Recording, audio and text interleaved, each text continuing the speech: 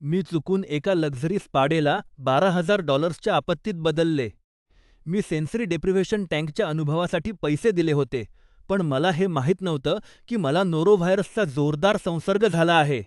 अंधारात तरंगत असताना मला भास होऊ लागले आणि एकनार.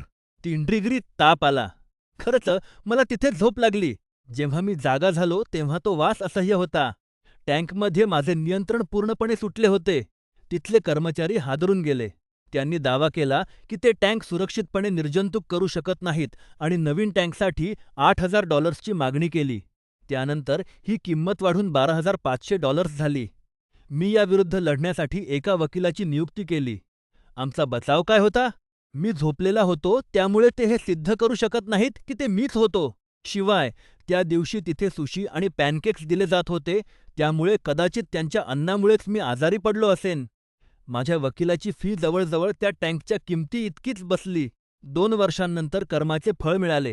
माझ्या 18 महिन्यांच्या मुलाने बाथटबमध्ये घाण केली.